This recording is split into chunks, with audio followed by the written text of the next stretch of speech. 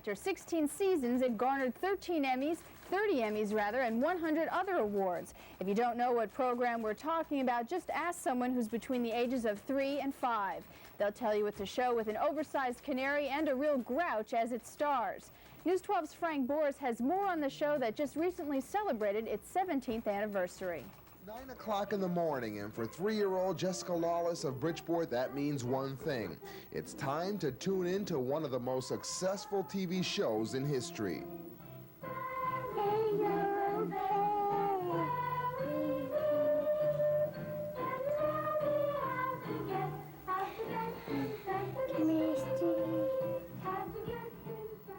Jessica's madly in love with the show, and it stars Big Bird, Snuffleupagus, and Bert and Ernie. And like other preschoolers, Jessica's not concerned about the fact that 100 specialists conducted thorough research into the show before it even hit the airwaves, or that it reaches 75% of its target audience. Today, Sesame Street is considered the best thing television has ever done to prepare young children for school days to come. 1, 2, 3, 4. At first, it was an $8 million experiment conceived by Jane Gans Cooney and funded with grants. But today, it's a proven educational tool on public television. The show's producer, Lisa Simon, says that's partially because comedy and entertainment have always come before the message. Primarily, it is necessary to entertain and secondary to teach.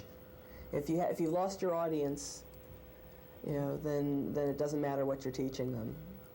Thus the need for Big Bird and Snuffy. Big Bird and Snuff and the Puppets, and we consider it a comedy show. If you're under 16 years old, there's a good chance that you know Sonia Manzano. She plays Maria on the show. And like every actor and puppet on Sesame Street, her character evolved along with the show.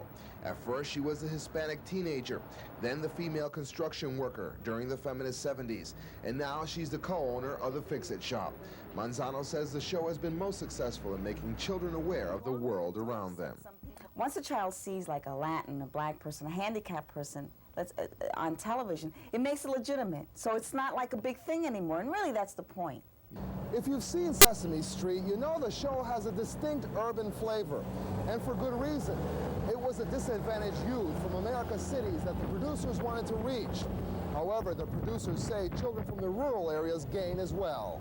You'll find kids that live in Appalachia or in the suburbs, and to them, that's where they live also. I don't know how they manage to blend it. Not only does it provide urban children with a situation they can relate to, but it also provides suburban and rural children with the opportunity to experience an urban setting.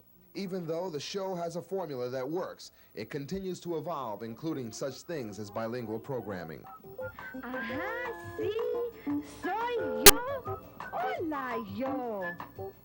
In this, the new 17th season, you can expect to see more music to motivate participation, issues on controversial subjects such as adoption and abuse, and of course, the kid's alter ego will be ever present with those ongoing philosophic inquiries. What is the question?